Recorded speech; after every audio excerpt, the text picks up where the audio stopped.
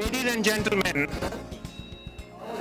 or should I say the members and the friends of the Society of Pakistani Canadian Professionals, I would like to welcome you to this evening in a lecture series that we call Rational Thoughts Based on Objective Research. But before we go into the lecture part of the program, there are a few items of business that I would like to go through. Depending on what you ordered, if the most people on your table ordered coffee, you have a coffee jug there. And then you have water. And one of the reasons that we did that was that our speaker, Haroon Siddiqui, said that during the talk he would like to have silence. So therefore we are making sure that if you need anything, it is available at your table. I would like to start the program by first of all thanking our sponsors for their generous help to the society. And those sponsors are BDO Dunwoody with Muhammad Ashraf as one of the partners.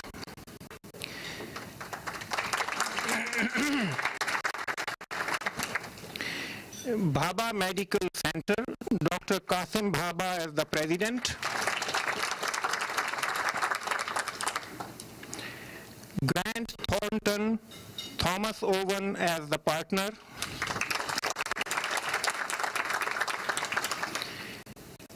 And last but not the least, Platinum One Realty, Hafiz Khan, president.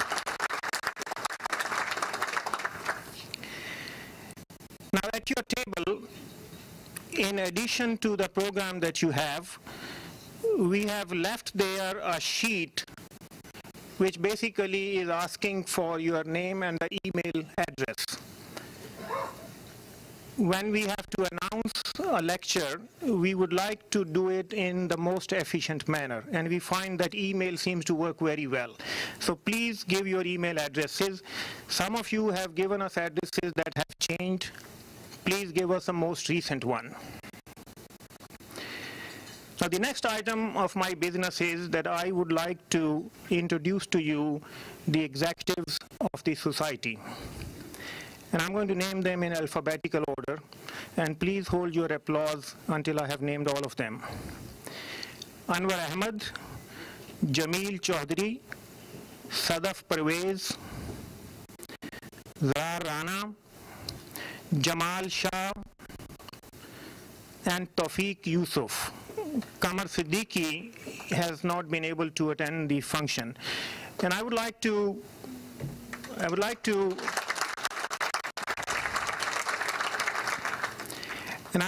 express my heartfelt thanks to this group for doing a wonderful job in the last 2 years. They have worked very hard to arrange functions like these, and I think we have made a difference in terms of raising the profile of the society. Now, in the programs that you have, we have also added the web address of the society. If you like to go onto the web, you will find a lot of information there, including all the forthcoming lectures of the society. If you would like to be a member of the society, you can download the application form, or if you still like the human touch, we will give you a card for application, membership application. Before we move on to the lecture again, I would like to call on an individual who has been very supportive of the community, our Honorable Consul General of Pakistan in Toronto. So I would request Ghalib Iqbal to come and say a few words. Bismillah ar-Rahman ar-Rahim. Mr. Haroon Siddiqui, Professor Shamim Sheikh, members of the board, ladies and gentlemen, Assalamu alaikum and good evening. I was asked by the president of the organization to thank Mr. Haroon Siddiqui for supporting the Muslim cause.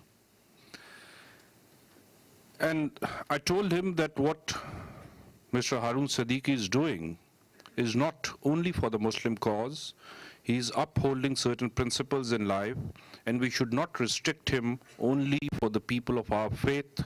He talks, he speaks for humanity, and we all greatly appreciate that, and we thank you for that.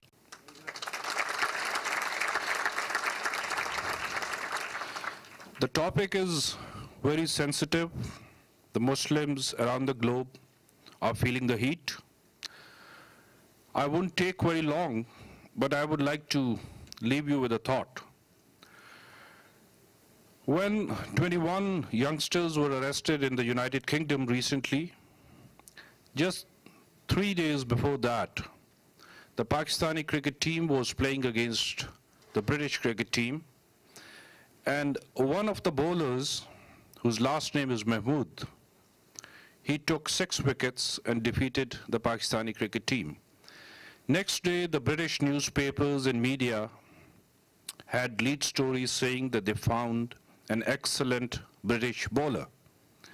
3 days after that, 21 youngsters get arrested on the charges of terrorism, and they are labeled or called as Pakistani citizens. This is one phenomena which, frankly speaking, I fail to understand. When a person comes to a new country, adopts a new country, he becomes, in this part of the world, a Canadian of some origin, in your case, a Canadian of Pakistani origin. And if you do something good, you are called Canadian. If you do something bad, you are called a Pakistani. Either you should be accepted in total or you should be rejected in total to begin with, because that creates confusion. And Pakistan, on its part, has done a lot to fight the war on terror. We have lost our sons, our daughters, our troops, innocent citizens, and I think it's time that other countries need to match it. And they need to match it not on the basis of certain economic benefits, but on the basis of certain principles. The same principles which Mr. Haroon Siddiqui preaches, which Mr. Haroon Siddiqui upholds. Enjoy the lecture. Thank you very much. Pakistan Paindabad. Just very quickly to give you an idea where our society is coming from, when you look at our website or look at the application form for the membership, we state there that the society aims to foster the interests of Canadians of Pakistani origin and raise their profile by promoting their further integration into the wider society, creating opportunities for networking, and acting to seed informed debates. And this lecture is really part of that mission. Now, the usual format of our program is that the speaker will deliver his lecture in anywhere between 30 to 40 minutes, and then we will have the discussion, questions and answers. Now, the subject of this particular lecture was chosen with rather some sensitivity, as the Honorable Consul General has said. And we find that this is the need of the hour. The events of 9/11 can perhaps be considered to be the most significant in the recent history. On that fateful day, about 2,900 people lost their lives, all innocent lives. And there are some estimates that the financial damage was in billions of dollars. In our attempt to fight the terrorism, the US in the last 5 years has spent over $440 billion. And that includes 2 ongoing wars. By some estimates, this war on terrorism has cost about 150,000 lives. And there have been equal number of people injured. There are scores of people who have been jailed or they are under confinement. Now, there is a peculiar statistics about this event, and that is that all the post 9/11 victims in general are Muslims. Now, you add to that the general views that you hear nowadays, and they include terms as Islamic fascism, evil religion, extremist philosophy, intolerant people, and so on and so forth. And these terms do not come from the regular folks in the country.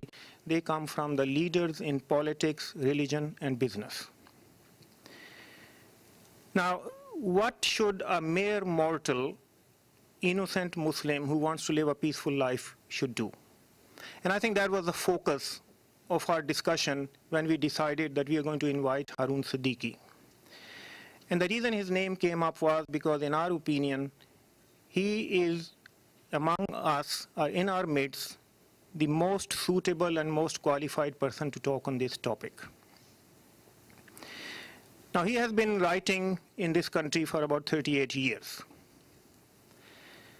And recently he has published a book, and most of you have bought a copy, and that is titled as Being Muslim. Now, when we invited Haroon Siddiqui, he gave me two demands.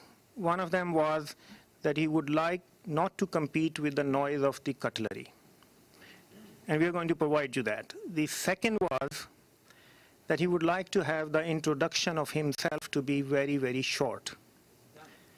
And his attitude was, here is Haroon Siddiqui from Toronto Star. But before I let him come here, I would like you to please read, if you have your tickets, the back side of that ticket. We have only managed to add there, because of the limitation of space, a few of his achievements. And you will wonder how a person can do these things during the 24 hours of a day. Now, I have been reading his columns as long as he has been writing in the Toronto Star. One thing that I would like to add is that I have found his columns to be very honest intellectually and very clear in analysis. So, ladies and gentlemen, this is what you are going to get today, Haroon Siddiqui.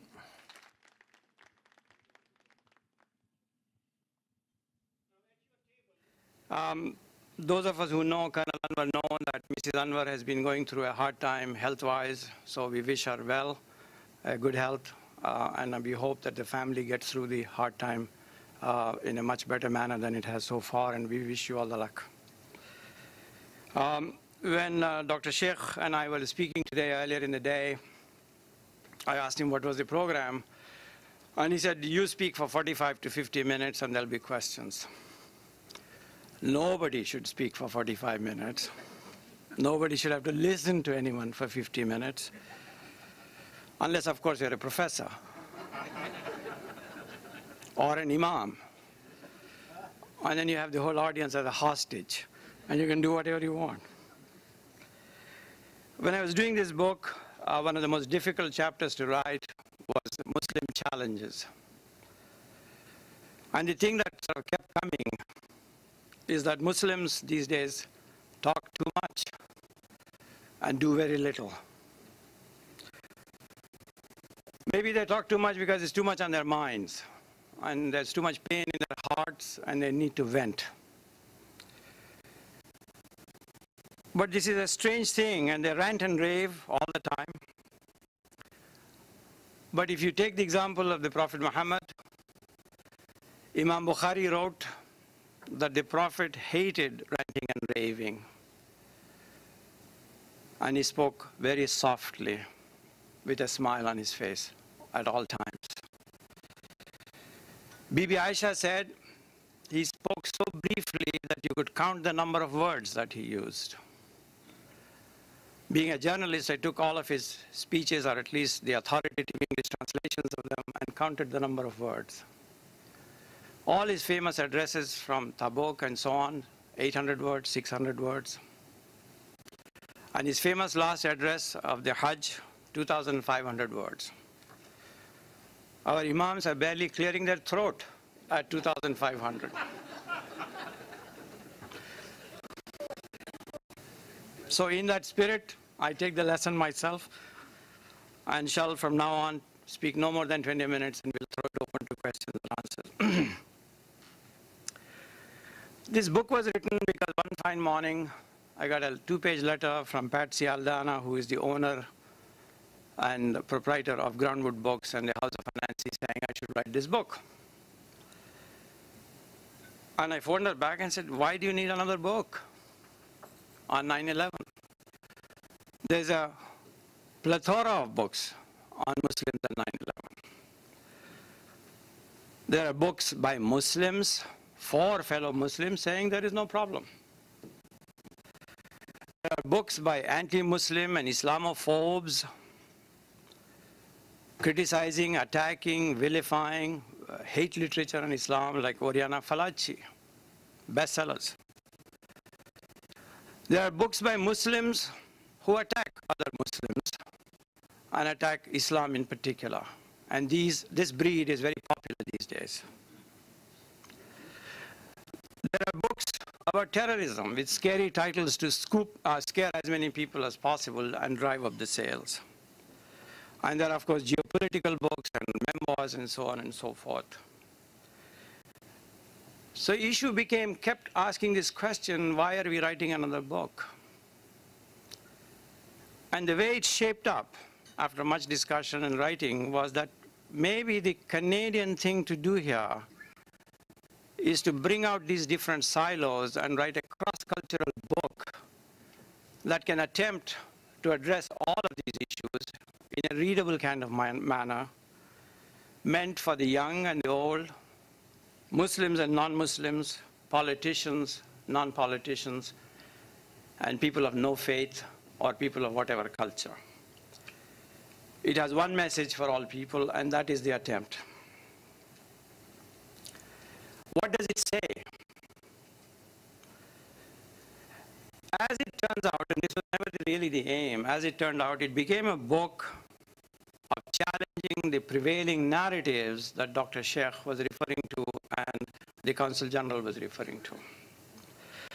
In effect, it demonizes Muslims and Islam, and it challenges the prevailing narrative in the West, in the media, and of course, our good friend George W. Bush. What are the main arguments here? The first argument really is about the predominant narrative of the day, that the West is under siege from Muslim terrorists. I mean, that is, in shorthand, what this is all about. But I have news. It is the Muslims who are under siege since 9/11, which is exactly 180 degrees different than the prevailing narrative. I mean, it takes some doing to drill this into the consciousness of the public that the West is under siege, and in a way it is, no denying, but Muslims are under greater siege, as Dr. Sheikh just pronounced. Between 42,000 and 100,000 civilians dead, killed in Iraq, either by the Americans or by the insurgents, versus 2,900 on September 11. So are we on a revenge mission here? Regardless of the narrative that we are bombing the people into democracy and that we are killing them to give them democracy, 2,900 versus 42,000 and 100,000 dead.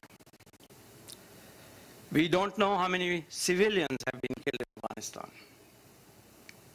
because we don't count them.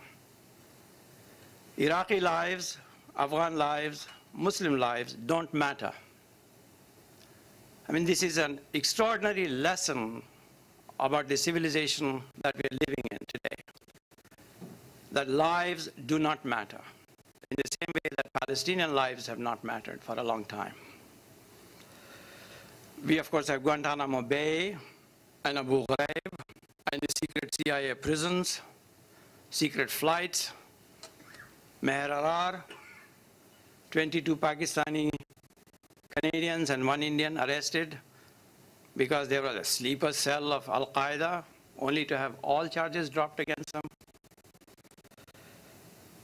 And the 27 million Muslims who live as minorities in the Western nations are under siege, intellectually and psychologically. What the Canadian Arab Federation has called, they are under psychological internment. Those of you familiar with history would know that we are talking about the internment of Japanese Canadians and Japanese Americans during the Second World War. The Arab Federation talks about psychological internment of not just Muslims, but Arabs, including Christian Arabs, because half of our Arabs in Canada are Christian. In fact, the last 3 of the 4 presidents of the Canadian Arab Federations have been Christian Canadians and Christian Arabs. Half the Arab population in the United States is Christian, but they are under the same lash. So it's not just a matter of religion. Muslims must live down this image that the Consul General just spoke about. They must be prepared to have their internet usage monitored, their emails perhaps monitored, their phones perhaps tapped, and that they are misunderstood every day at work and at school and among their colleagues. Their religiosity itself is confused with militancy. Muslims are afraid to wear a Muslim-looking dress. Men are afraid to grow a beard because lest they be confused with Islamic militancy. This is fascism, when you think about it. That people's appearance leads to conclusions. They, of course, must face racial profiling. They must be prepared to be harassed at the border. And if they are caught in the net, like Meher Arar was, then you're dead or about dead. There have been 82,000 arrests by some calculations. We don't know the exact figure since the war began on terrorism.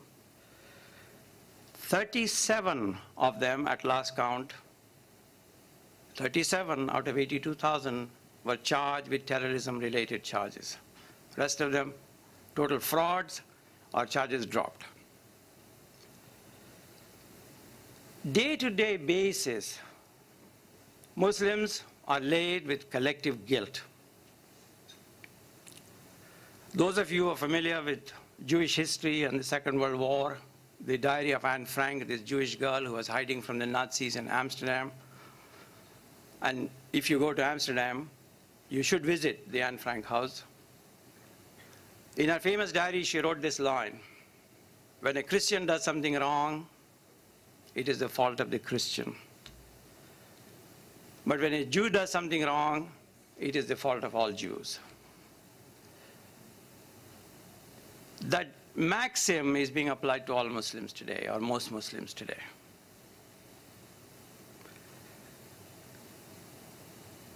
On any day when there's a horrendous tragedy like Beslan, and I'm driving to work, I know what my inbox would say. By and large, it says, Mr. Siddiqui, what do you have to say about Beslan? So I am personally responsible for Beslan. And you are asked the same thing. What do you have to say? Answer is, you have to say nothing, any more than any ordinary citizen. Because law-abiding Muslims, law-abiding Arabs, Christians included, are no more responsible for 9/11 and terrorism than Japanese Canadians were for Pearl Harbor, or Germanic Canadians and Mennonite Canadians were for Nazism. That is the answer. But this constant questioning of and laying of collective guilt has produced a different kind of apologetics on the part of Muslims. And they cannot be blamed, but we must recognize it for what it is. You here be on the cusp of a new era of understanding. Inshallah, God willing. Thank you.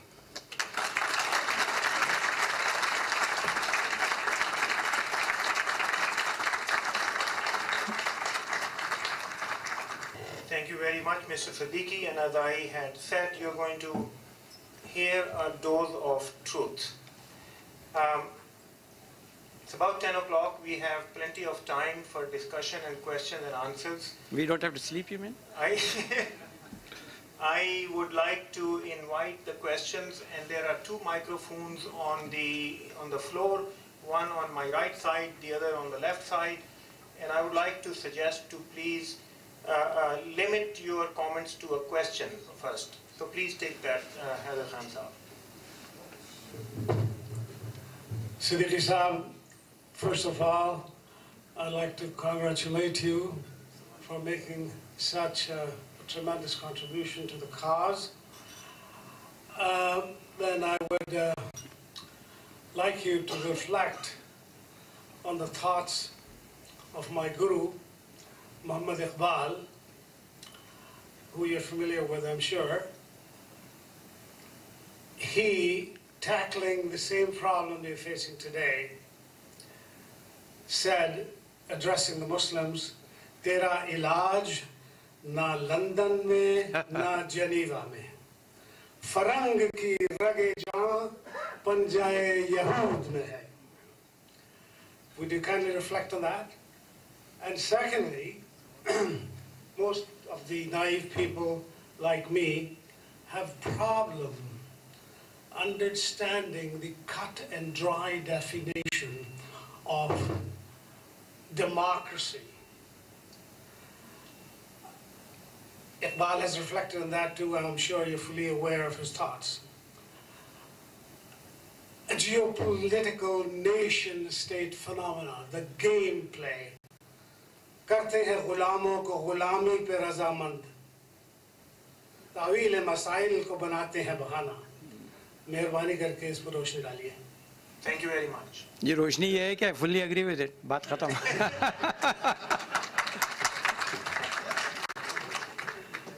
That's it. Next. हो गया खत्म. Next. Please take that. Interestingly enough, you spoke about Ariana Fallaci, and it takes me to ask you as to what you make out of her audience with the Pope just prior to his just prior to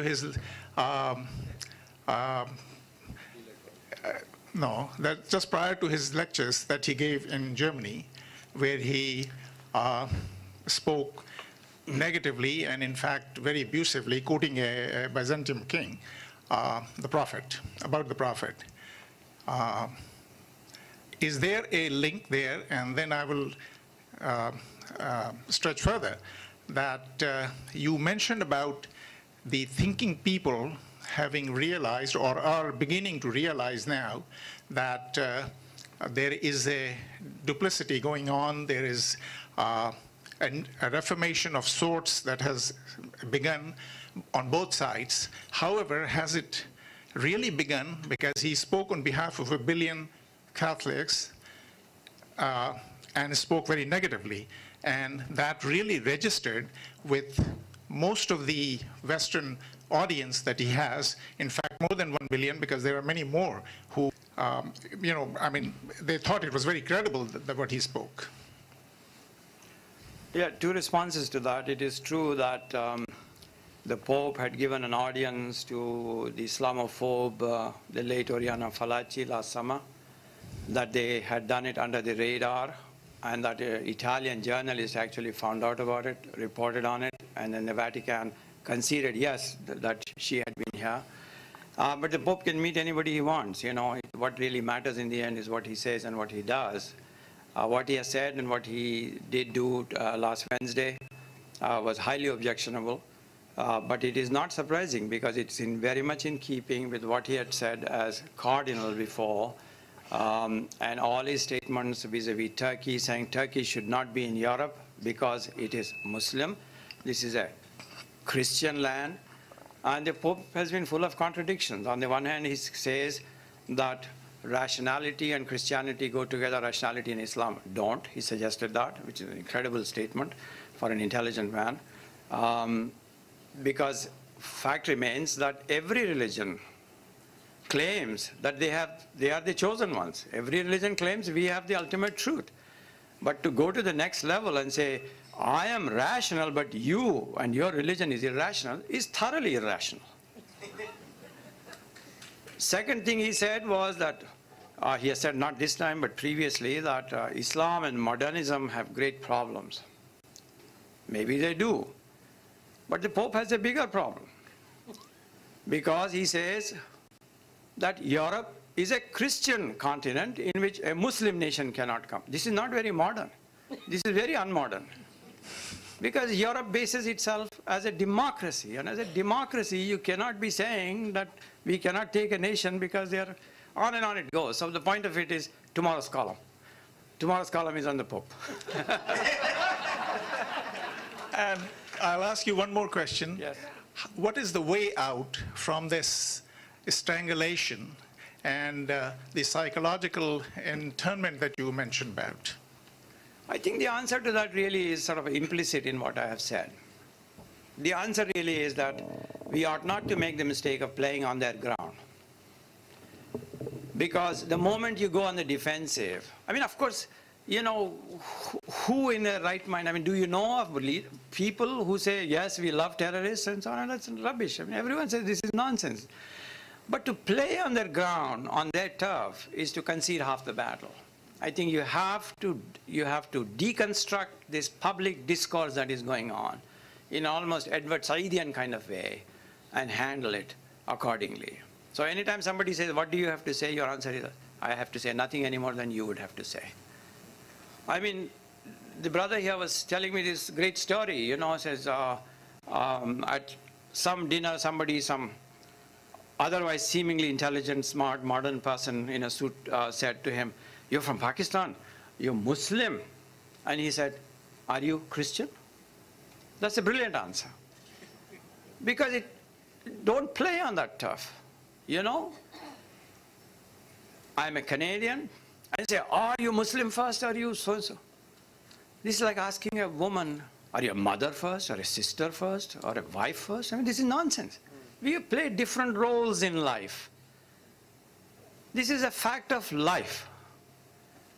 And Muslims unnecessarily flagellate themselves all the time. Pakistan ke liye ro rahe hain, Saudi Arabia. And I myself have given my share of speeches saying, King Abdullah does not need your support.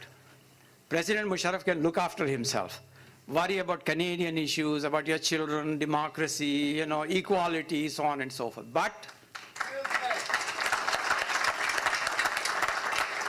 that's only half of well said, Khaled. There is another half. The other half is this. We ought not to be on the defensive when your heart bleeds for the Palestinians. You ought not to be on the defensive if you worry about the victims of earthquake in Pakistan. Yes. You have as much right to bleed for your people as the Jews have for the plight of the Israelis. You have as much right as the people of Ukrainian origin in Alberta who have gone and helped the new Ukraine. So this consciousness of Muslimness ought not to be apologized for. And those, you know, it's not just the Maulvis, it's not those who pray 5 times and keep all the rosas. A lot of people who may not pray, may not keep rosas, but they still have a Muslim consciousness to them. Their heart does bleed, and they ought not to apologize for it. So there are two sides to this equation. So one half of the equation is what Khaled says, worry about the things here, vote for me in Markham, yes, which you should. You know, what's happening to my children, what's happening to my principal, what's happening to my school board, all of these things are very, very important. All my life I have talked about this. Yet at the same time, at this time, you ought not to concede the ground that you are any less citizen than any other citizen of Canada when it comes to the issues of the world.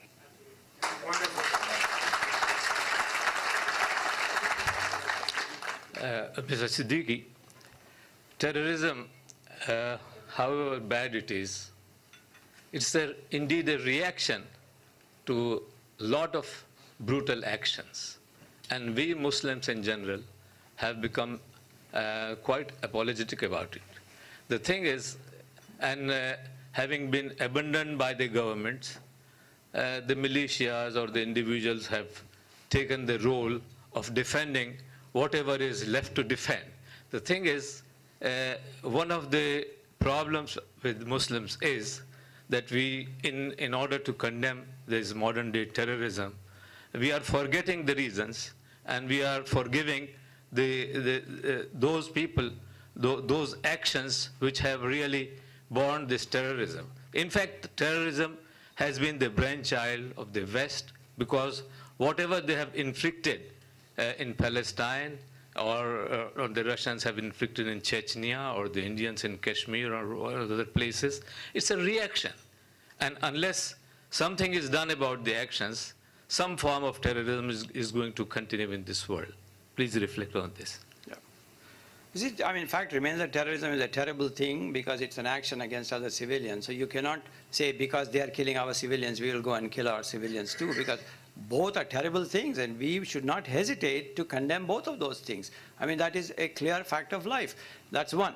But go on to the second part of what the gentleman said, that this being on the defensive all the time is what I'm arguing against in this book, because it is exceptionally important that we realize that terrorism is awful, that terrorism must be condemned.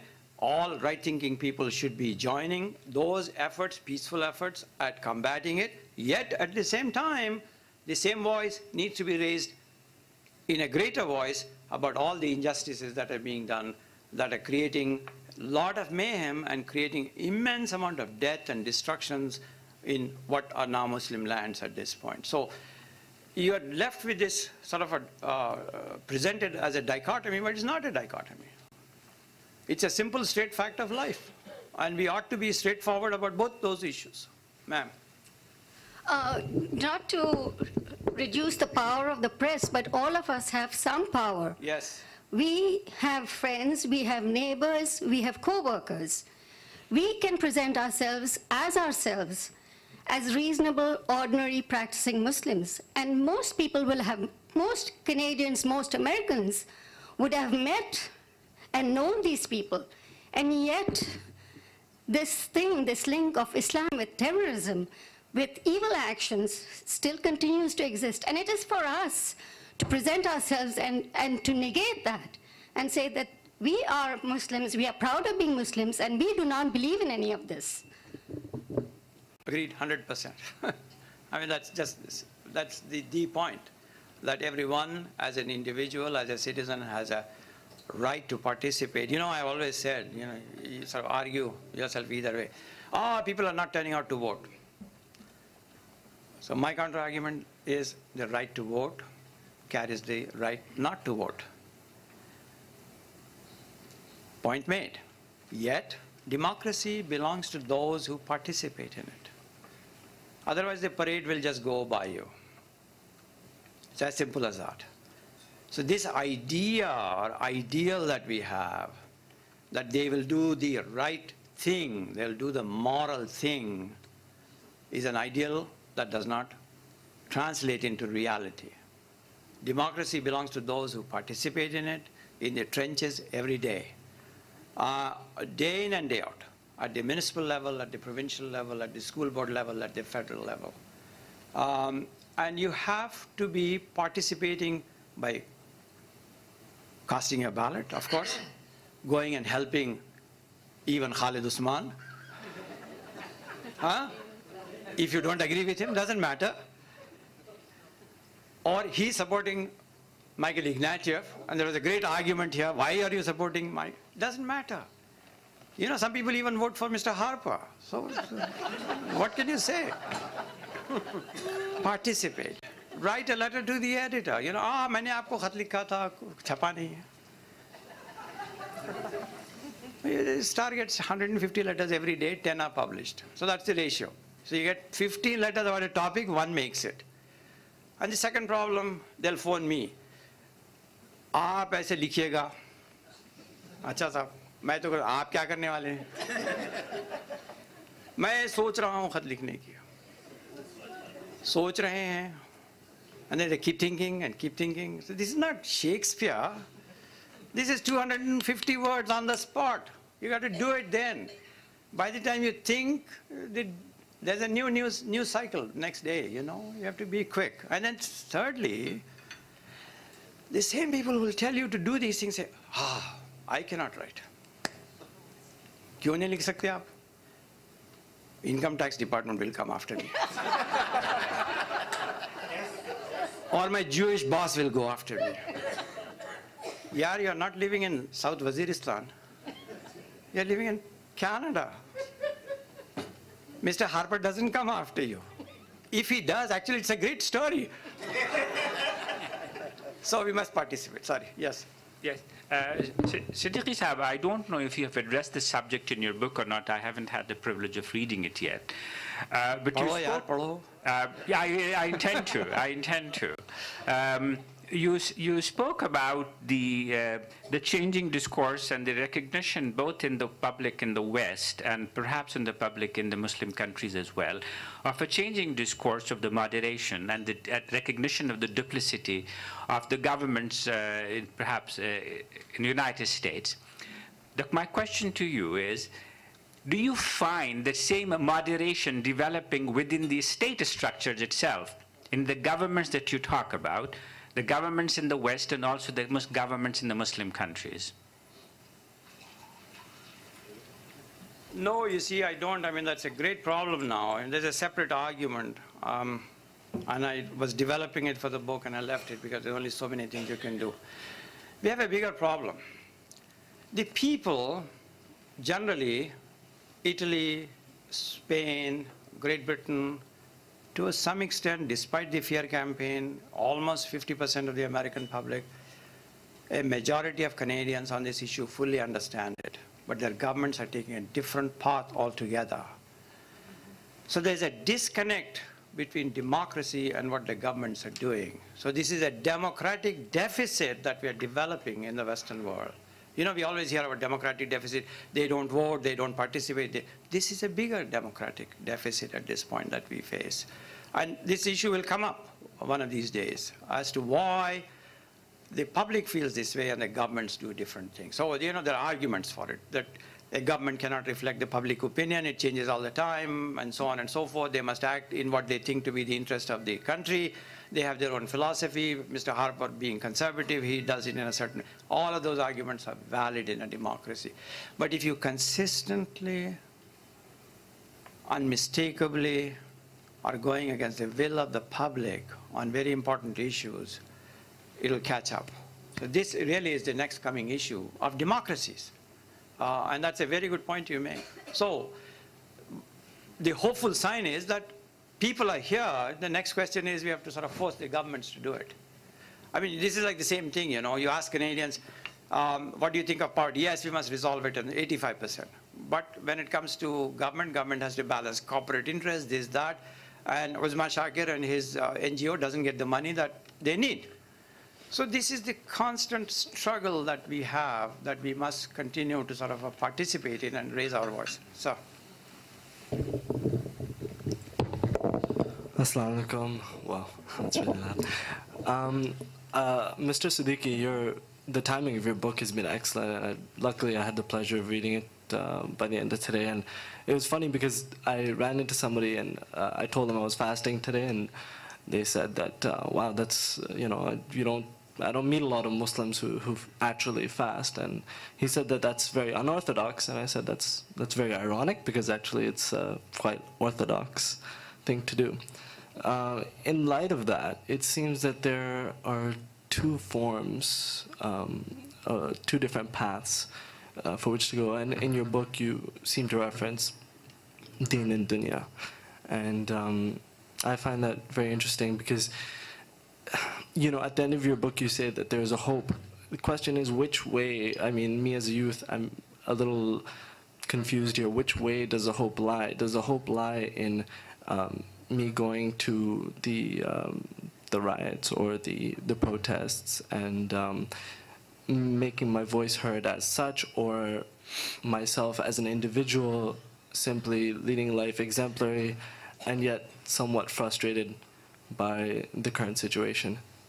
Just two thoughts to that. One is, the point that was made in the book is Islam is a concept of dini wa dunyavi. So you take time out to pray and you find this zone of peace, tranquility, and then it ends. You have to sort of go out of the mosque and join the world and do the things that you need to do. The concept of sitting, following an ascetic example or sitting in the footsteps of the Himalayas like the Swamis is not a very Islamic concept. So this concept is sort of, you have got to do both of them. Those who do not do all of the things that some people do, that's a range of practices like in any religion and so on. So it's entirely up to you. You fast, of course you must fast. And it is our duty to uphold your right, my right to fast. As a democracy, it will uphold the right for you to not fast. I mean, that's a perfectly example of religious freedom in the way you wish to practice it. The second point about your frustration and so on, no, of course you don't want to join the riots. You want to be in the peaceful movement. You want to be in the process, in the democratic process that we keep talking about, that you have to participate at every conceivable level of public discourse, from your college class, because this thing comes up at university all the time. I mean, more and more students are questioning the professors. One professor saying it's almost impossible to teach a class these days. I said, that's good, because you cannot get away with your opinion, because people are very well informed. They want to discuss things. I always say as a journalist, I said, your job is to make my life miserable. Because you have to hold my feet to the fire all the time. There was a time in journalism when we used to say on a Friday afternoon there's an editorial space and some editorial you're doing has collapsed and the guy comes to you and says, that editorial has not worked out, what the hell are we going to do? And there is this open space. So you, in frustration at 4 o'clock, half an hour before deadline, you say, just write about Afghanistan. Nobody will know what the hell you said. And in journalism there was a term for it. It was called Afghanistanism. Afghanistanism meant you just sound good and it doesn't mean a damn thing, and nobody will know. This is the miracle of modern Canada and globalization, that we have come to the end of Afghanistanism. Everyone knows about Afghanistan. And if you say so-and-so constitution was approved June 4th, 1942, you get an email the next day and say, no sir, it was actually June 11th. They know. So this is good. This consciousness that we have in Canada is a terrific thing, and we are blessed because no one, at no time in human history has this happened before. Assalamu alaikum, Mr. Siddiqui. Throughout the evening, you've been encouraging Khalid Usman's initiative, but not once have you... I'm getting a check from him at the end of the day. That's understandable, but not once have you mentioned your own article in the Star. I have to forgive myself that I haven't read your articles, but I guess I would, after hearing such an informative speech, would add you to my favorite websites, your Toronto Star article. We don't want you to go on the website, we want you to buy the paper, yaar. What is this website business? Excellent, excellent. You might have covered this in your articles because it was a recent big story in Toronto. But when you mentioned that as regular average Muslims, when we are asked by Canadians, what is our response on the tragic global events, and you're saying that we are not collectively responsible. I'm very interested to hear what your opinion would be on, to those Canadians that might ask us, what or how should we, or what specific actions should we average Muslims take in our communities when there is something local happening within our Toronto community with fanatical and extremist movements? That what should our role be in that? Right. You see, what really happens is some crazy guy says something stupid. There are two ways to look at that. Am I to be held responsible for his craziness? Obviously, no. Yet at the same time, do I have some responsibility as a citizen? Yes. Do I have a responsibility as a Muslim citizen? Yes, maybe, almost yes. But the next question poses itself. Is every Christian citizen responsible for every crazy Christian? Every Jewish Canadian responsible for every craziness that happens in Israel? No. See, you have to find this happy balance. You know, the Supreme Court judge now, Rosie Abella, who was on the appeals court in Toronto, she wrote an employment equity report in 1988. She had a terrific line in that. She said, every group should be entitled to their share of dummies. I mean, that's brilliant, right? When you think about it. Why must every Muslim be a paragon of great virtue and common sense and great intellectual? It's impossible. This is nonsense. This is like the black people, you know, when they were first hired in the newsrooms, this first black kid in the job had to be the most brilliant and superhuman being to succeed. So no ordinary black person was allowed to fail. I mean, this is an impossible standard to meet. So we have to be aware of this, that everyone is entitled to their share of dummies. I am not responsible for every crazy mullah everywhere in the world. But yet at the same time, I as a citizen have a duty to do the right thing. That's as close as you can get to the truth, I think. Thank you. Thank you. Mr. Siddiqui, in attending General Zia-ul-Haq's funeral, the American Secretary of State, George Shultz, praised, showered praise on one of the, collection of Afghani and Arab mourners, praising them to be, that Americans value their jihad and whatnot, and of course, extolling all kinds of, floweries on them. What I fail to understand, why, such heroes suddenly became most hated terrorists. It's something that bothers me. That's geopolitics. That's the reality of the world. You know, why was General Musharraf and the Pakistani government supporting the Taliban, and right after 9/11 they changed? Life changes, reality changes and so on. That's geopolitics for you. And we cannot always look for consistency in geopolitics. I mean, referring to George Shultz, I have a better example. When you remember when the first Mujahideen had gone to the White House and Reagan was president, and the Reagan sort of appeared with these people in their shamlas and this great finery, tall, handsome people, with their long kurta pajama and so on. I said, these are freedom fighters. These are Mujahideen. They are not guerrillas. So Mujahideen are good if they are on our side. If they are on the other side, they are terrorists. And that's life. One of the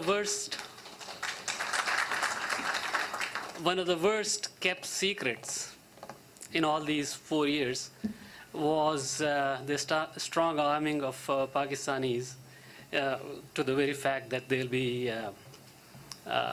bombed to the Stone Age. Any comments on that? That's what your president said. Indeed. And I don't know. You see, I'm waiting for his book, actually.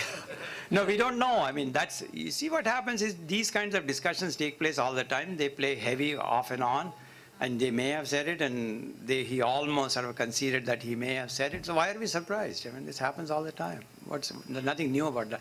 The only question is one wants to question the president's judgment in saying it. Why is he saying it either from the from the American point of view or the Pakistani point of view? So somebody said he wants to sell the book, but one thinks the president is above selling books and so on. He must have a reason for saying what he said. So I have no great insight into any more than you or anyone else. So thank you. Sure, go ahead. Haroon Sahab, you talked about optimism which you see and the raising of the consciousness. You talked about Canada, the society, how lucky we are, to be here, and there's the thinking person in Canada. Given Canada's involvement in Afghanistan now, and if Canada gets onto the hit list of the terrorists, of the people who are, out to react to these things, and something happens in Canada, so do you think with this optimism, how would Canada react and people in Canada react? And would it be any different to how the Americans reacted when security becomes a fundamental issue for everybody? How do you think it will be? I mean, as a human being, there are two responses. One hopes that this would not happen, obviously. Yes. Given Canada's long history and all the good deeds that we have done. B, at the same time, it's difficult to tell how people will react. I mean, there's nothing like fear to drive people to craziness. I mean, there's a great saying in the civil libertarian circles that the moment the issue of security is pitted against civil liberties go out the window. I mean, I sit on the Canadian Civil Liberties Association. It's been a huge battle since 9/11 to keep reasserting these principles of civil liberties, bedrock principle of rule of law, democracy, and so on and so forth. So, and this is actually, when you think about it, it's a very Islamic concept. What is Islamic concept? Islamic concept of a society is that the security of the human being and the ummah is very important, to the point that rulers have misused it. Caliphs have misused it. A lot of rulers have misused it. But this concept of the sense of security of a society is a predominantly important principle. And if Mr. Harper talks about it, we ought not to disagree with it, because that is a very good principle. Question simply is, what is the best way of doing it? Then the debate begins. Do we really want the Taliban? Do we want to be there? Should we be there? In what capacity? What is the best way of moving forward? You see, in generalities, everyone agrees. You know, Afghanistan should be made a democracy. It should be not abandoned. People like me wrote long editorials saying, you know, the failed state happened because Afghanistan was abandoned. We need patience. So we can't be saying we need patience and be there at the same time say get out. This is contradictory. So the answer really is that we need to find this happy balance, and not to be undervalued is that the Prime Minister and the Chief of Staff of Canada need to understand the value of lowering the rhetoric. It's very important in this day and age, which is what the Pope also forgot the other day. Thank you. Your condemnation of Muslims calling themselves moderate Muslims, what is wrong with calling yourself a Muslim but not a fundamentalist if it's simply a statement of reassurance and not out of shame or collective guilt? No, but you see, I'm just being facetious in some ways, because your fundamentalist may not be a fundamentalist. What is a description of a fundamentalist? A fundamentalist may be one who follows the fundamentals of Islam. In that sense, every Muslim is a fundamentalist. So, but the way this has been described, because the word has been so misused, so abused, and so derogatory at this point, that one begins to question it. You consider yourself moderate, we are a free country, call yourself what you like. All I was talking about is the optics of this debate that is taking place, and the way other people understand moderates, and that's why I took the trouble to explain it, what they mean by moderate. You have every right to call yourself moderate. I consider myself very moderate, actually. You know, somebody might say, no, I'm not. So, no, absolutely feel free. Again, there's been more Muslim bashing recently. Why do you think that is, given that, you know, we all talk about civil liberties and everything? Why have some of the journalists shifted to the right? And if you can speak to even the Toronto Star and Globe. The second question is, there has been a lot of Muslim bashing. However, I think Mahar Arar was a case that was a success story. There has been a lot of good press. He was Time Man of the Year and so on. What do you think was the difference there, and how was that a success? You see, I mean, the two things. One, sort of these labels of right and left are not very useful these days. I mean, Karen Armstrong, you know, this famous British author who wrote History of Islam and so on, former nun. She wrote an article in The Guardian the other day, and she had a terrific lines to the effect that leftists, neoconservatives, right-wingers and so on are all united when it comes to anti-Islamism, that these people have nothing in common with the Pope on any other ground, but when it comes to Islam, they are now his biggest defenders and so on. So the labels of right and left don't matter much. B, you see, there is a bigger issue here, and I don't want to take too much of your time. Every society has certain concepts, values, narratives. If you go to Saudi Arabia, you know, the newspapers have a certain narrative. Okay, we say they are under government thumb, they are not free. You go to Pakistan, Pakistani press is free, regardless of military rule or whatever. You know, rambunctious, big press going on. But there is still one sort of common kind of narrative vis-a-vis the United States. You go to India, India is a rambunctious democracy, everything going on, but when you read the press, when it comes to Pakistan, they have a one narrative. What happens to democracy? So every society has its own narratives. What has happened is the following. Canada is in the forefront of a sort of postmodern nations where there is no single narrative left just about now. You know, and this is the new cross-cultural journalism that we talk about in our own media. Previously, you could write Afghanistan editorials and nobody would care, and you can say certain things about Africans and whatever. And at one time, there was a lot of Jew bashing and there was Catholic bashing, and we have come away from that. Now, this is Islam bashing going on. We have come away from drawing vicious anti-Semitic cartoons, for example. We don't do that anymore, thank the Lord. We don't show you pictures of barbaric Aboriginal peoples in our cartoon. What happens to freedom of expression? Because our sensitivity, our values have changed. Why don't we show you cartoons of fat-lipped blacks, for example? Because because societal sensitivity has become more sophisticated. So this is the next stage. So we are now sort of in this stage where Muslim bashing is going on, but more and more people are thinking and saying this is wrong, which is what the Danish cartoon controversy was. Danish cartoon controversy, in my judgment, overall was very educative. Because, why? Because more and more people realize there is no such thing as absolute freedom of expression. Even PEN International, which is the primary organization for freedom of expression, its founding charter says you have freedom of expression, blah, blah, blah, blah, yet at the same time not bordering on hate, not offending people's sensibilities, that we are one human race, that we have to advance this entire sort of a dialogue together. So there's no such thing as sort of ultimate, total abandon. My freedom to swing my arms ends at his cheek. I lose that freedom. In the same way, freedom of expression is guarded by the laws of libel, by the laws of hate in Canada, and by this total undefined subjective thing as to what is agreeable and what is not agreeable in society. So what the cartoon controversy showed is this double standards at the heart of this debate at that time. Why is it all right to do this and not all right to do that kind of thing? And the last point I want to make is, so this cross-cultural journalism that we are talking about is the most extraordinary thing, and Americans come to Canada to learn from it, as from especially the Toronto Star. I mean, I do sessions at the American Press Institute, and these are very senior editors, editorial page editors and so on, and they totally sort of go like that. You do this in Canada? Yes. And what do I mean by this is this simple story. I always say this.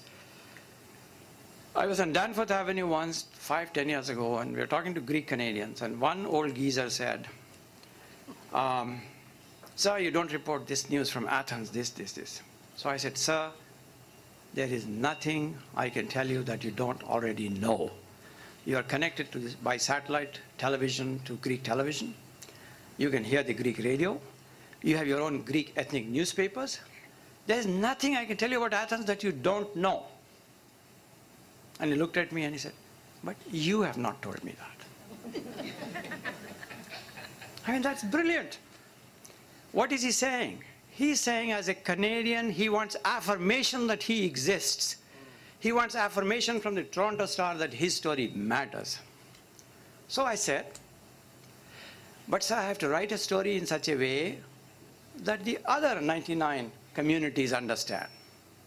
And he said, you find a way of doing it. See what I mean? So Muslims write for Muslims. And you read the Urdu newspaper, this is targeted for Muslim audiences, it's written in a certain way, it has a certain narrative. You show it to some non-Muslim, even if he reads Urdu, it will go over his head. No, what are you talking about?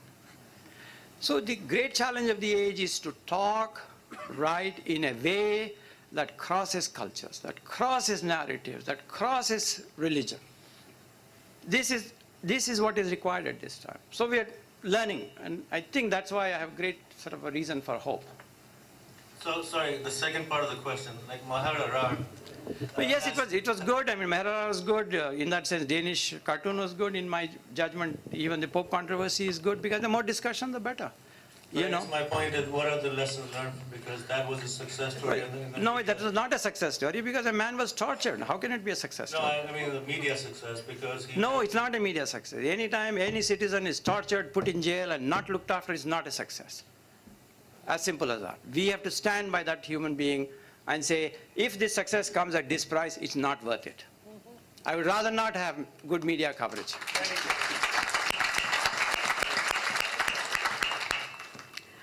As a member of a Canadian Writers Club, I have made a lot of friends with non-Muslims and come and broken the ice enough so that they are able to even crack jokes and share everything that is a lot of things that are being talked about Muslims in their living rooms when we are not around them.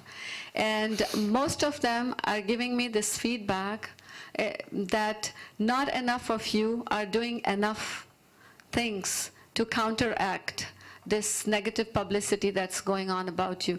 And although you covered part of it in your speech, that some of the mullah's extreme statement will make it to the news and some others won't, but do you agree that as a community, as a whole, we have been a little too complacent in that regard, and should we be doing something collectively? You know, I mean, you can say that about any community at any time. People do what they can. These are new immigrants. I was saying earlier in the day that if you track the progress of Muslims or Arabs and so on, they have done fairly well in Canada. They have done well compared to other communities. They are getting bashed in the public narrative and because of terrorism and so on. They're very active in politics at this time. And each community, when you track this throughout Canadian history, Jewish community, Italian community, Polish community, Muslims have made good progress. South Asians have made good progress. There are different problems now of integration in the sense that people don't get jobs. There are pockets of poverty emerging, the Bangladeshi community, Somali community, Afghan community, and so on. But by and large, it's a success story. And I think this is unfair to have first-generation people who are busy establishing themselves to say, now you fight all these battles. And people do what they can. You know, you have to be understanding of where they are. In fact, the Muslim community and Arab community, indeed Indian community, has done more in 30 years than any comparable community previously. So in that sense, it's very good. That's one issue. Second issue is, a lot of people compare Muslim community to the Jewish community. Jewish community has been around for 100 years. They've suffered a lot in this country. They have learned their lessons, besides the lessons of the Holocaust and so on, and the horror of it. They have only one country that they have to defend. Muslims have to defend 56 countries, you know. Oh, Mr. Musharraf, Mr. So-and-so, the Turkish government, I keep saying, they can look after themselves. That's why they have Mr. Ghalib Iqbal, to look after their interests. He does a good job of it. He does not need you. I mean, of course, he says he needs you. To some extent, he does. But in the overall scheme of things, your first job is to be a good Canadian. Yeah. You know? And the second thing that is, Muslim bhai united nahi hai. United hona chahiye. They have not been united for 1400 years. Why should they be united now? It makes no sense. I mean, it's almost a fascist statement. Why should they all speak with one voice? They're human beings. They speak from one perspective. Somebody speaks from someone. This is a very democratic religion in many ways. You know why? Because there's a line here that says, the most democratic people on earth and the most chaotic are Sunni Muslims. Why? Everyone can issue a fatwa. And everyone else can ignore it. Doesn't matter. Bakra, baklu do. So.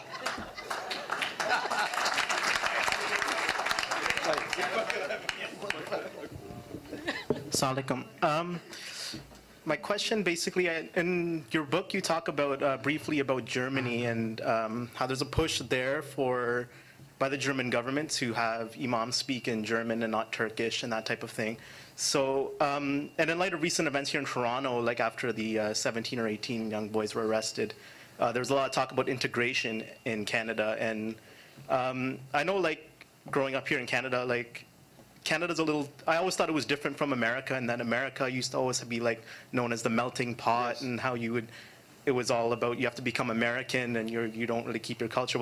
Whereas in Canada growing up, it was always about being Canadian is about being your own culture, and everyone lives in a cultural mosaic.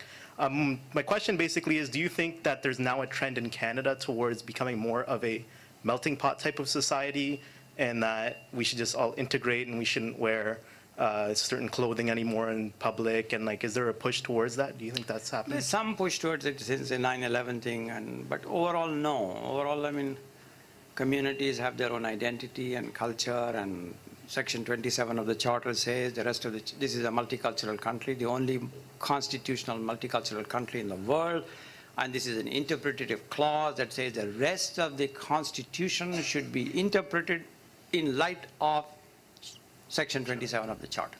I mean, that's an incredible thing. It sort of permeates itself in the courts all the time, you know, in the human rights cases and so on. Yeah, but that may be so, but it says right here, you know, what about Charter 27? These things are enormous. So there's a whole subculture in Canada that has developed legally, legal framework, human rights framework, that is way ahead of the United States. So in that sense, we are, I think, far ahead of the United States. The previous lady had said that we can even have learned to smile at ourselves. You know, there are great Muslim comics these days. And I have two sort of pages of their jokes, and they are very interesting. You should read them. And the best joke of them is this, that in the 1990s and so on, American Muslims were so overjoyed. There are so many of them. Mashallah, there are 5 million, 6 million, whatever the number is. And they used to daydream that one day America would become a Muslim nation. And lo and behold, right after 9/11, America became a Muslim nation. People were being picked up in the middle of the night, being jailed, no trial, thrown in the dungeons and so on. America had become a Muslim nation.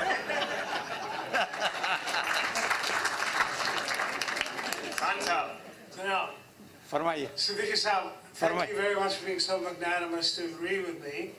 But I think we sidetracked an issue. I wanted to throw light on the myth of democracy. You've been promoting this man. He's a good friend of mine too. So there's a bunch of other people. Everybody says democracy, democracy, democracy, and then we keep talking about democratic deficit. How can you keep supporting ideology which is perpetually running into deficit? No, you see, I'm sorry. No, I forgot to mention, I'll answer that. Democracy has many faults, but it is the best known form of government known to man. It has its own deficit, it has its own problems, but it is the best. Would you rather go back, will the Somalis rather go back to Somalia? Would people want to go back to Taliban's Afghanistan? Or the people who left the dictatorship of Chile? And so, no. So democracy has its faults, but it's the best known form of government. One can even argue, and theologians have argued in Pakistan, when the debate was taking place in Pakistan, is democracy Islamic? So people said, no, it's not, and some people said, yes. In the end, it is very Islamic. What is Shura? What is the concept of Ijma? All of those things are very democratic. Now then you can sort of sit down and debate, party honi chahiye, nahi honi chahiye, vote dalna chahiye, nahi dalna chahiye, you know, how do you come up with a consensus? This is all concepts of democracy, but of all the known form of government known to man, democracy is the best. You may want to then discuss, should it be an Islamist democracy? Should it be a democracy where majority of Muslims are? Should it be wilayat-e-faqih as in Iran? And the answer is very clear in Iran, I'll tell you. I'm familiar with Iran. In Iran, where there is a mullahcracy, and the constitution says wilayat-e-faqih, Muslims are absent from the masajids today. In 1970, mosques were full. Today, a lot of people are turned against religion. So this compulsion in religion, Qul ya ayyuhal kafirun ka concept, then sort of kicks in and say, you know, you cannot impose these things. So back to point of what democracy is, that people are free and people should be allowed to be what they are so long as they obey the rule of law.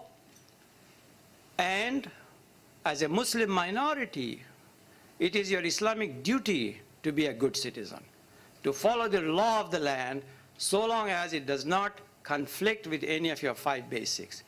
And in Canada, people are more free to be Muslim and Hindu and Christian than they were in their own countries. So who can argue that it's not the best form?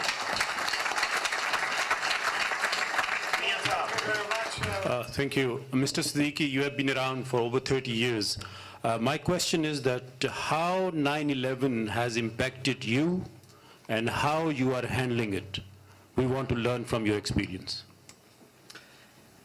You go through different challenges in life, you know. I mean, one of the things that has happened since 9/11, people have become more abusive. They say things that in Canada you never said before. They tend to be accusive all the time. They say awful things on emails, and sometimes you develop a kind of thick skin, and you get on with life, you know. I mean, what else is there to say? You want to take the arguments that are present and wrestle them down as best as you can. Am I affected on the street? No. Have I been called racist names? No. Have I personally faced any sort of a racist thing in my path, in my career? No. So, I mean, this is the least racist country in the world. As simple as that.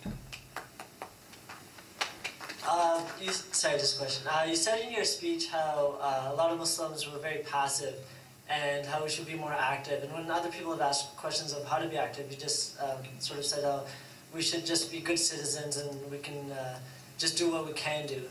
But I was just wondering specifically as, say, a student, an adult, what can we specifically do to sort of break through the stereotype that we're all terrorists? Like, what can we, specific acts, what can we do for that? Yeah, you see, I mean, I sound sometimes conflicted. Hopefully I'm not, because I want to uphold the right of people not to do things, because this mindlessness that is going on is very important to counter. Yet at the same time, of course we must all be involved. How can you be involved? You can be involved in your student union, you can be involved with your teacher, you can go and protest peacefully in front of the American embassy, you can write letters to the editor, you can join the campaign. Khalid is looking for volunteers. Hey, yaar, kitni publicity tumhari aaj? I mean, this is a way of saying there are a million ways to get involved, and we must be involved. On a day-to-day basis, every day, there is no shortage of opportunities. I ask my sons one thing, you know, at the end of the day, what is it that you did today that you can tell your own conscience that I did something social, something about social conscience to make life better? And it's a heavy-duty question, but it's a simple act every day that we must do. You know, did we deliver food to the food bank? Did we give money to somebody? Did we, whatever, you know, a million acts of charity and goodness. And if you are a very religious person, it's a very Islamic concept. So there's no shortage of things to be involved. Be involved. But you must not get too involved that you don't do well in your studies. You got to get your A first. Yes. Siddiqui sahab, my problem is after 9/11 that all of us have suddenly, you know, we all think we are all Muslims, like we actually like each other, or we actually agree with each other, or we are a community, and suddenly we have developed this bizarre sense of monolithic entity, which I mean, for 1400 years, I mean, we've been trying to create an ummah, we have never managed, and suddenly after 9/11, we are this monolithic lot, we all react like an automaton together. And I find this really problematic because what it does, it suppresses dissent within the community. It suppresses people's right to disagree with each other. And it almost forces everyone to have this, you know, herd-like mentality that because the rest of the world is out to get you, therefore we all have to agree on something, otherwise, you know, somehow we will fall prey to it. And I give you the example of the Muslim women, the whole issue of women. I find that since 9/11, any kind of dissension, any kind of discussion around women's rights, around women's, within the Muslim community has completely been suppressed to a point where it's been shoved under the carpet. So there's this big fat elephant sitting in the middle of the room and everybody's ignoring it because George Bush is out to get us. And yes, George Bush is out to get us and we have to react to it, but we also have to maintain the vibrancy of ourselves as individual, rational, independent thinking people with differences of opinion, which is a good thing. And the other thing I find really problematic is that we've become very insular. It's like, because we are under threat, therefore we are a peculiar people. But no, we have common bond here with Aboriginal people, with black people. I mean, when 9/11 happened, the first person who called me was the director of the African Canadian Legal Clinic, who said, "Welcome to the world of racial profiling." And I said, "Thank you very much. That's a great credit, that, you know, honor I didn't particularly wish." But there is a certain solidarity that we can build with other communities who are also being disenfranchised in Canada in a variety of ways. And Aboriginal and Black people are only two groups that I can identify. And I think it would be good if Muslims get off their behind and stop thinking of themselves as a community under siege and start building commonalities of political solidarity on the basis of social justice, so that we can actually be much larger than what we are and begin to agree that we can disagree. Thank you. Sure. See, there are two issues here. One is a matter of tactics. Tactics is you build bridges with other communities and so on and so forth. Who can argue with that? But to say yes, absolute yes. In terms of this creation of monolith, there are some two parallel developments taking place, which is fascinating. The neocons and George Bushes of this world treat you as a collectivity. Muslims themselves treat themselves as a collectivity. And the more they're trying to de-Muslimize Muslims, they become more Muslim. And the greater the injustices, and the greater the oppression, the greater this rush towards Islam. In places you went to Malaysia 20 years ago, maybe you saw 5 hijabs. Now 50% of whatever the percentage of women are wearing the hijab. You go to Syria, secularist, Ba'athist regime, oppressive. Women are wearing the hijab everywhere. You go to Egypt, same thing. So, depending on your point of view, you could say this is a great thing. Or depending on a different point of view, say this is awful. But you cannot deny the reality that the more these people are oppressed, the more they turn to their religion, number one. Number two, the more this society treats you as a collectivity, people become a collective. But that is human nature. That's what exactly happens. I mean, I lived in Manitoba for 10 years. You went to northern Winnipeg, it was called a Jewish ghetto forever. And you went there and you met people who did not speak a word of English. They spoke Hebrew. And we, as citizens, must uphold their right to do so. It's a sociological thing that we want more and more people to integrate and have differences of opinion, have diversity of ideas. I mean, who can argue with that? But in the broader trend, there is no mistaking it as to what is happening at this point, And one needs to just learn and speak up and get on with life. I mean, who would have thought?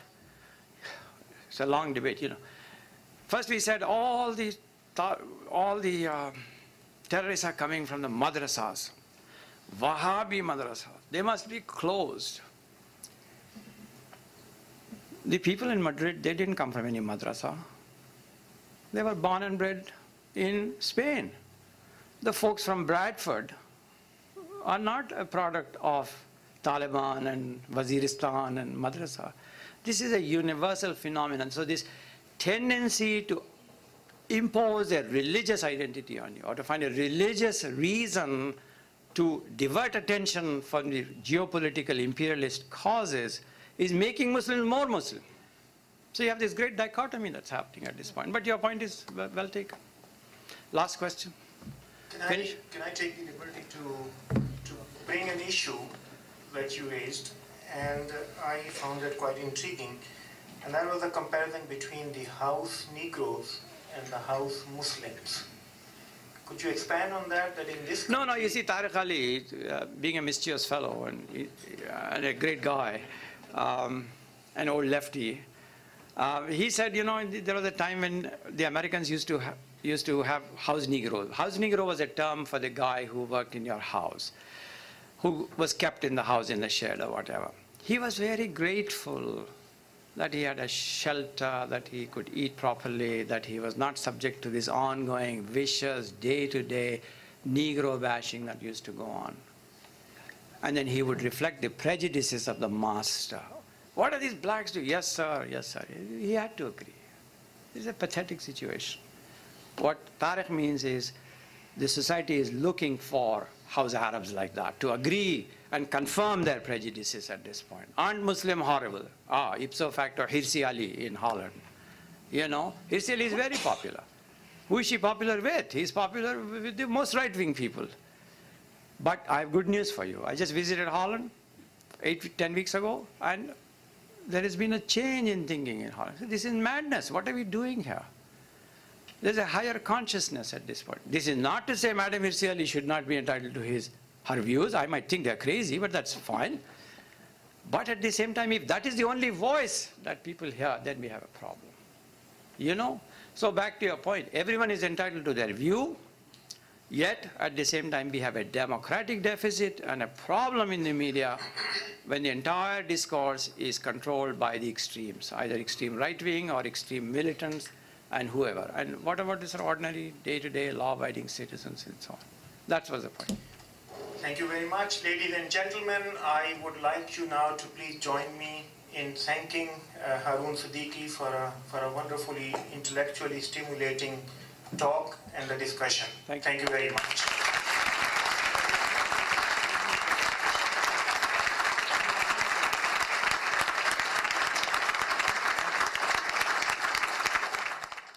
Today we heard a lot about the fact that Khalid Usman is a candidate for consular of region of Peel. I just want to raise the Markham regional consular. I wanted to bring two other candidates to your attention. The seat that Khalid Usman is vacating is being contested by Yahya Qureshi as a consular, and he's also in the audience here. The second candidate, there is Yahya. The second candidate is from Mississauga, and that is Shaila Minhas.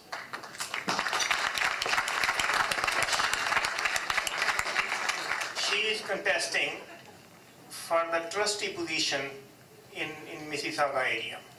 So, keeping into mind what you have just said, we have a lot of people who are very active in the local politics, provincial politics, and the national politics. Now, I hope that you liked the program of this evening. And I hope that you liked the talk and the discussion that at least I found very stimulating. If you think that something like this should continue, please make yourself available for society's work. Get involved, become a member, go to the website, give us your opinion. We take opinion through the website very frequently. There are forms on your table. Write down your email addresses so that we can communicate with you.